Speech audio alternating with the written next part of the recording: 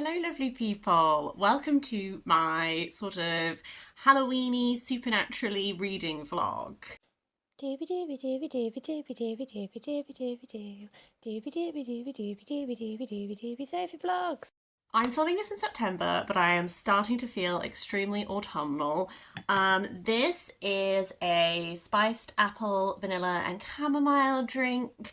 When I finish recording this, I'm going to go make apple and mixed berry compote. I went on a little sunny autumnal walk, but you know when it's sunny but a little bit crisp, I'm in the mood. What I thought I would do is, I thought I would do this video. Great intro. The specifically like supernaturally spooky books that I put on my autumn TBR, I thought I would just shonk them all into this one reading vlog. So I won't give too many plot summaries now because I did talk about them in that TBR, but the books that I'm planning to read for this video are Her Majesty's Royal Coven by Juno Dawson, Board Gay Werewolf by Tony Santorella, Carpe Jugulum by Terry Pratchett, The Daughter of Dr. Moreau by Silvia Moreno Garcia, and then I might also add in, I kind of want to add in another one to make it 5. I'm currently thinking maybe Hellbent by Lee Bardugo, which is the sequel to Ninth House. Might end up being something else. As you can tell from this list, this is not a horror reading vlog. I'm not a horror gal, I'm sorry. But I have gone for books that are either riffing off of supernatural things or like The Daughter of Dr. Moreau. I feel like that is a sci-fi classic that is quite often riffed off of in sort of supernatural books and that kind of thing. So this is my plan. At the point of recording, I have read 2 of these books, so I'm going to start by talking about them, and then we're going to flash forward to future Sophie, who will have read more. The first book I read for this was Her Majesty's Royal Coven by Juno Dawson. Her Majesty's Royal Coven is like a government institution coven thing which witches work for. You don't have to work for them.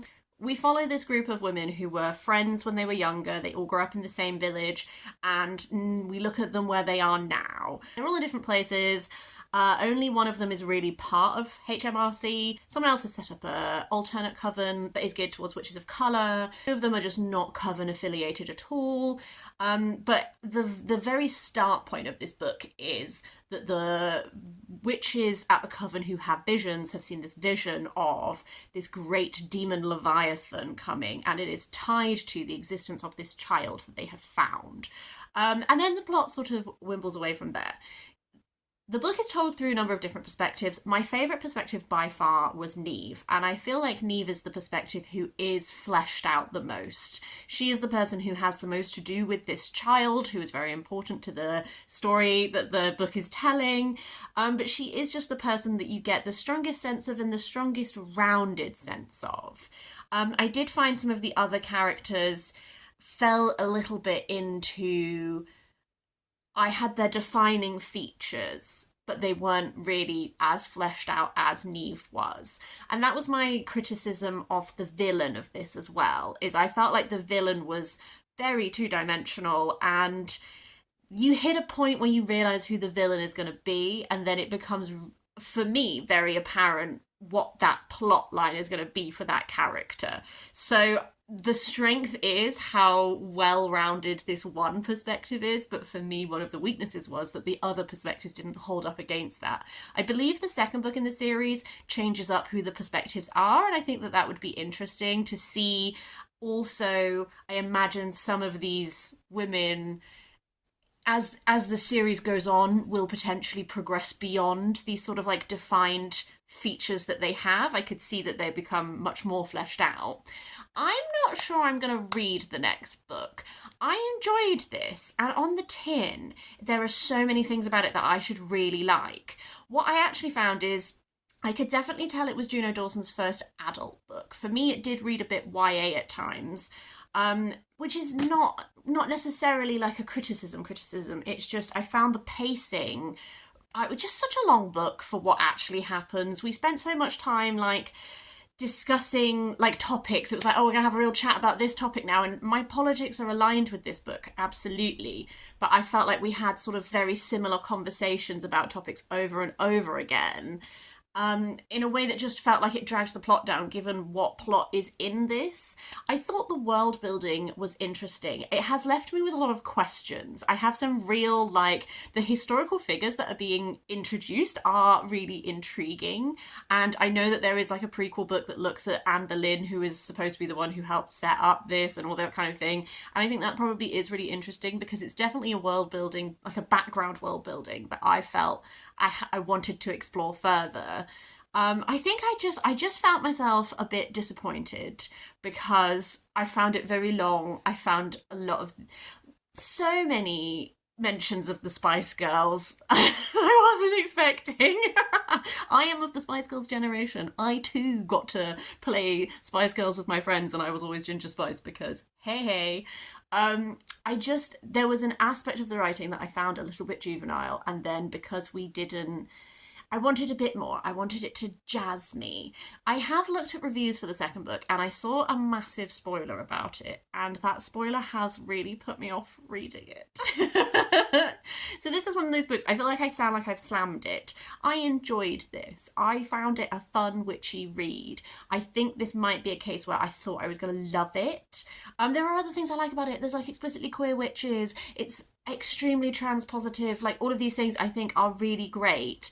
I wanted to love it a bit more than I did.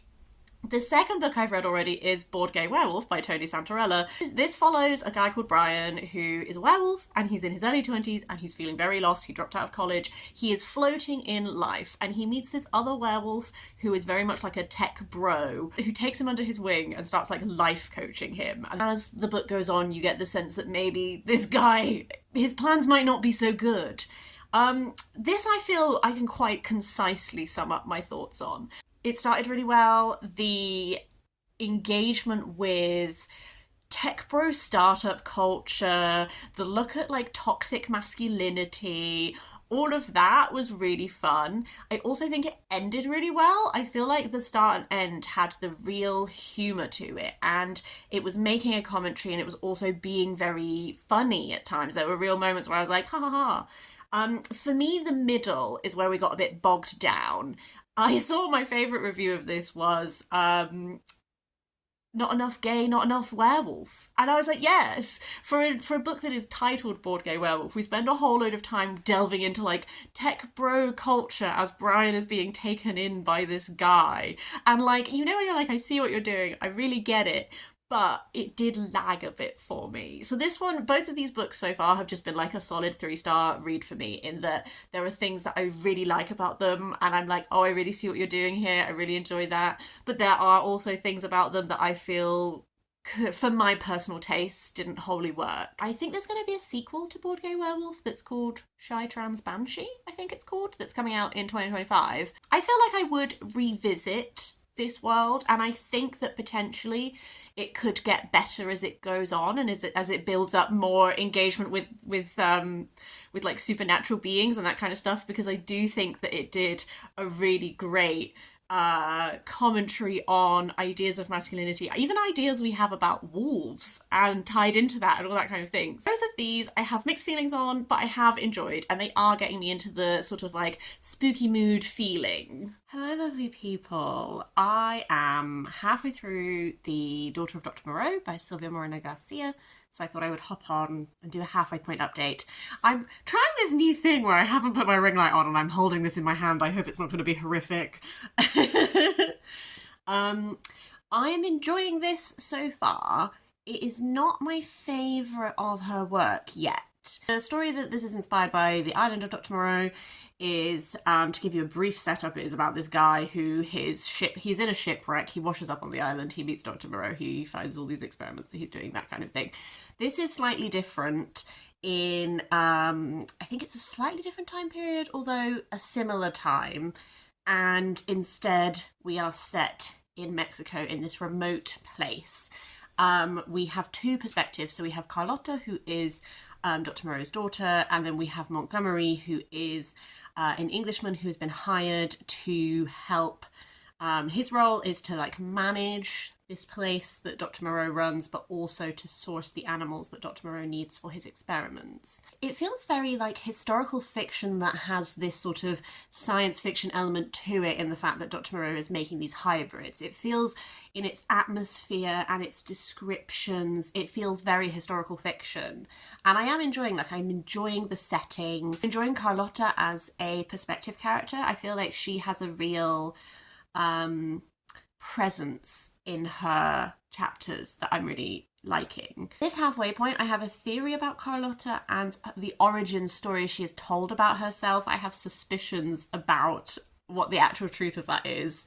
I really hope that my theory is correct, but I also hope that there are additional twists, because currently Dr. Moreau is very much ruling like his little kingdom. In this, he's creating hybrids, and that's another thing I like, actually. These hybrids are distinct people. So there's 2 hybrids specifically that Carlotta has sort of grown up with, and Lupe in particular I really like. Lupe has the type of personality and drive to her that I almost wish Carlotta had, and I'm wondering if that will develop further in that narrative as we go on. There's very much, I think, a romance brewing that I'm not overly interested in, but that's classic Sophie. I'm more interested in these reveals. I really hope there's going to be more reveals. If there's not more reveals, I'm going to be a little bit disappointed, because it's going to be quite a simple and straightforward story. My favourite part of the island of Dr. Moreau is there is this bit where the guy who is your perspective, your narrator, is being like, he's gone on this walk around the island and he's being stalked along the cliff tops by this like jaguar person, and it is so like deliciously full of tension and his fear, and you really feel the danger he's in, and this sense of not being able to outrun and all of that. That is like the scene of the island of Dr. Moreau that stays with me most strongly, and I would really love it if that is somehow incorporated into the book. So I am enjoying it. I do hope for some twisty turny bits. If not, I think this is going to end up being a perfectly enjoyable book, but I don't think it's going to end up being like my favourite Silvia Moreno Garcia. But as I said earlier, like, I just love this woman's work. I just think she writes so interestingly, and I always enjoy it. Hello lovely people. Yesterday was the autumn equinox, which means autumn has arrived, and I can tell that it's true because it is absolutely pissing it down. I've gone out on a rainy walk and I'm actually having to take shelter because it's a lot wetter than I thought it was going to be. I just thought while I wait for the rain to die down a little bit, I would finish telling you my thoughts on The Daughter of Dr. Moreau by Silvia Moreno Garcia. I did enjoy it. It was like I thought it was going to be, where it was quite straightforward. Definitely much more of like a historical fiction with a bit of a romance, that kind of thing, with like sci-fi elements than like a sci-fi fantasy book. I did enjoy it though, because I feel like even a Silvia Moreno Garcia that's not my favourite, it's still a good book. Like, just the way that she writes, the way that she crafts her sentences and everything is great. I think what I struggled with this one was the plotting, because the first part particularly has lots of scenes, because you have 2 narrators. You get a lot of scenes that are like the same event but from each of their points of views, and I found that a bit tiresome. Whereas towards the end it does kick into gear a little bit more, and I enjoyed that sort of like faster pace. I have come away liking Lupe the most, actually. I think she just has a lot more drive that I was like missing from our main character. Like, she's a bit more spoiled and that kind of thing, and she's very, very stubborn, which is not a problem, but I like Lupe's like drive and in curiosity and interrogation of like, what is the truth, what is happening, that kind of thing. So I think that she would have been a really compelling perspective character, actually. I think this is probably one of the Silvia Moreno Garcia books that I have enjoyed the least, but I do still like it. Where I'm going next is my friend has recommended me some short stories that are like sort of 1920s/Victorian, so like Algernon, Blackburn, and that kind of Blackwood, and that kind of thing. So I think I'm going to do some like spooky gothic short stories, and also potentially go to Terry Pratchett, Carpe Jugulum, because everything has been a 3-star read and I'd quite like something a bit fancier. Hello sweet friends, you find me on another walk. I'm just doing a sort of third of the way through check-in. I've started reading The Damned by Algernon Blackwood, and it's always hard to sum up a short story, isn't it, without telling you everything. The vague setup is that we are from the point of view of this guy, and his sister has gone to stay with her friend. I'm gonna say we're in maybe the 20s. Fact-checking Sophie will have put it along here. And this friend, her husband has recently died. Her husband was a very religious, very principled man, and she's been in mourning. She's come back from abroad, and so our narrator's sister has gone to stay with her, and our narrator receives a letter from his sister, and he feels like, reading between the lines, she wants him to come and stay, so he does.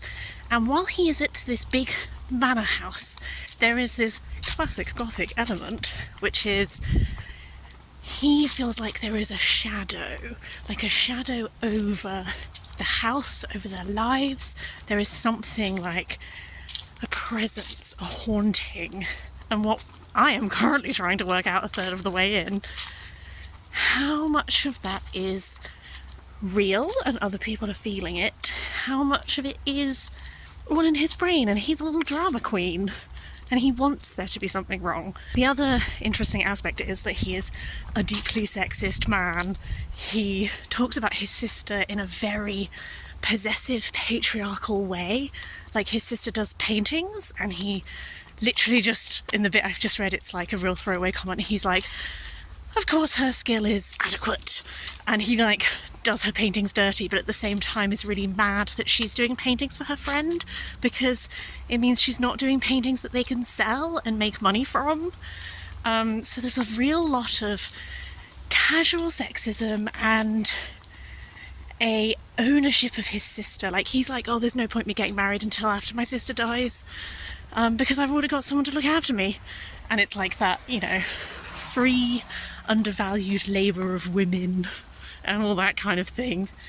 But yes, I'm enjoying the way it's crafted so far. I feel like it's very deliberately portraying him this way for me to feel that conflict and that uncertainty and to not know, you know, like Turn of the Screw, like that kind of vibe. So yes, I will check in again when I'm done. Once again, walking.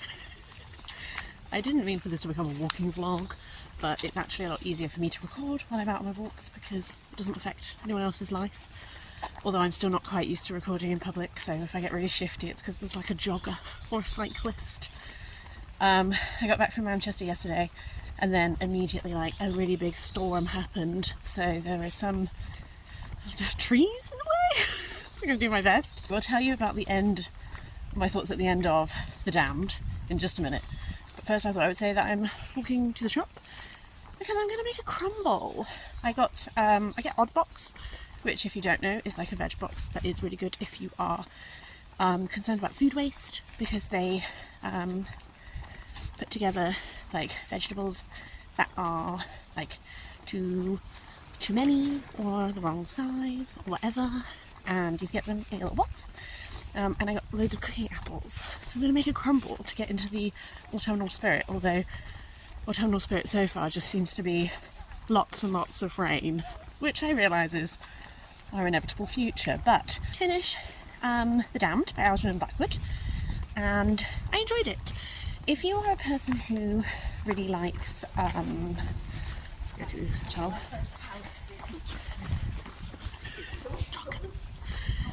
If you're a person who really likes horror that has lots of action, it's probably not the tale for you, because it's very much in the vein of being in, I think his name is Bill, being in Bill's head and trying to figure out how much of what he is thinking about is real and how much of it is his mind. What I really liked is that I think as it goes on you realise that you're not supposed to like Bill. He's unlikable, he's unreliable. I said before that he puts his sister down a lot, But one thing I really liked is as this goes on, you get to see through what he is saying. Because you spend more time with his sister, you get to actually see, like, that actually she's quite capable, and a lot of the sort of figuring out what's going on comes down to her. There's this really great moment, which I won't spoil, where effectively there is something that's happening that needs help, and his sister just dives into action and he stands there like a little coward. So I liked that sort of characterization.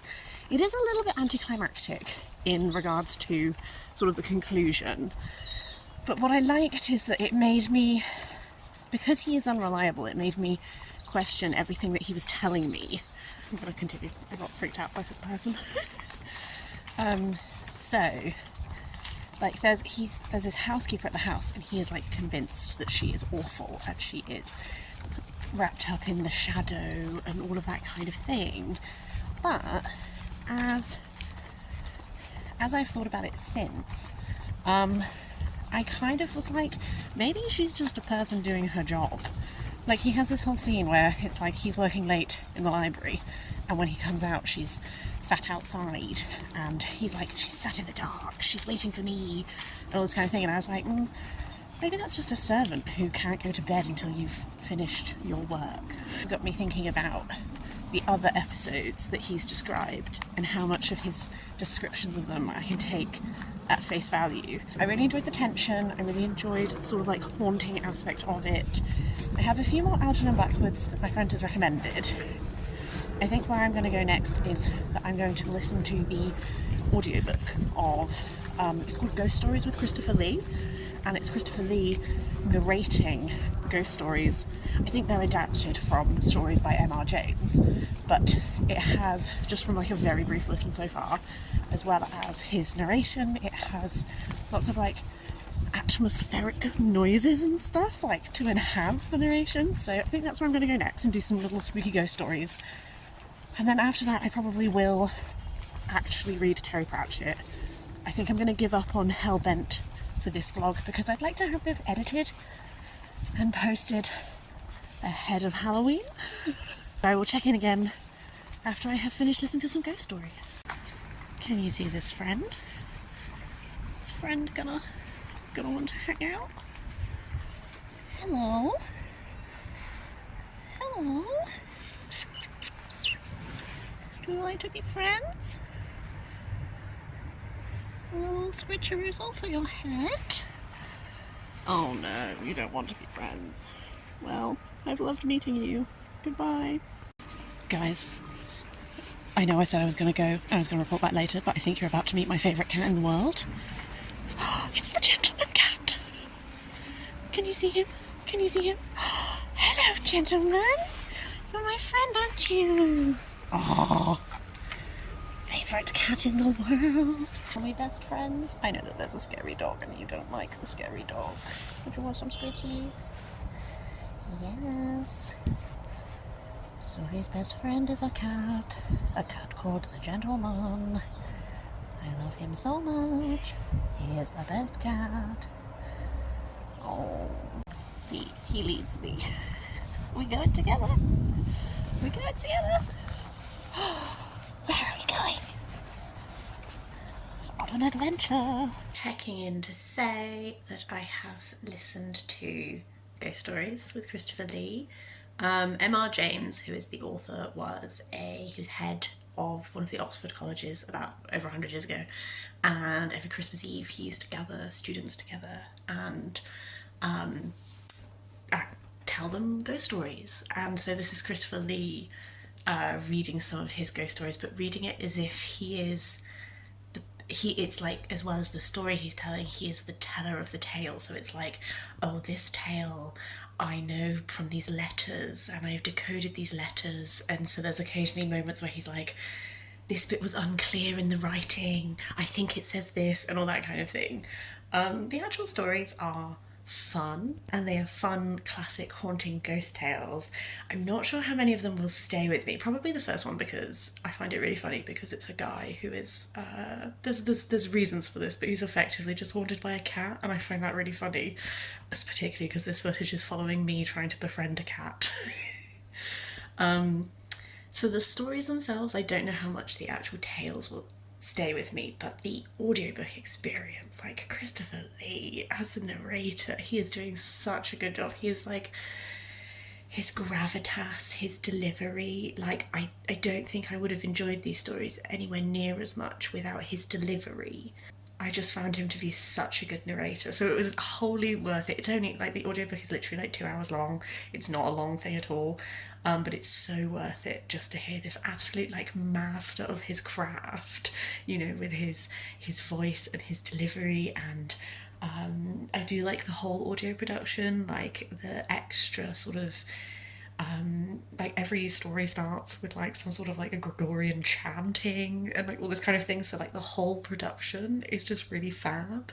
I am indeed making my crumble.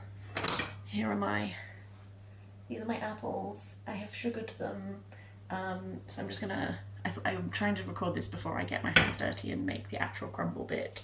I think I might be coming down with a cold, which I don't feel so hot about, because I'm supposed to be doing exciting things this week. I'm supposed to be going for an autumnal walk.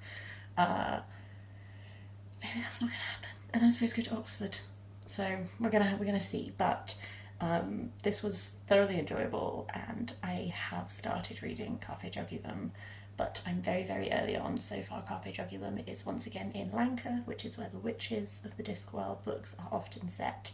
And Magrat, who is one of the witches in Weird Sisters, but has sort of given up being a witch to become queen. It's the christening of her child, but there are vampires afoot, and there is this new priest in town, this priest of Om, and Nanny Og is very uncomfortable with there being a priest of Om. She's very antagonistic towards him because they may or may not have done witch burnings, and I think that he's going to find himself in the middle of this like witches vampires conflict, so I'm excited to see how that goes. Crumble is ready to go into the oven. My beautiful crumble. Hello lovely people, this is my final update for this video. I believe in my last one I said I think I was maybe getting ill. That is indeed true. I caught the office cold. I'm a bit mad about it. I have the day off today and I was supposed to be going to the Arboretum to do a really nice big walk with my friend, and I was going to take some little footage for this video of me and some trees, but I have cancelled because I'm doing better than I was, but I don't want to get her ill, so I'm just having a day off. I also don't want to work. And I'm not ill enough to take the day off sick. So I'm just having what I'm calling a rotting day, where I'm just, I'm allowing myself to just relax. I have done, swapped the spring, summer and autumn, winter wardrobes around. I have a really big basket which all my clothes live in, and then we have a chest of drawers that we share. We have 2 drawers each, so I make all of my easy access clothes in the 2 drawers, and then I reorder the whole basket. And then I've been watching a bit of EDSOS recently, which is a Irish language show that is all about like being more environmentally conscious with your clothing.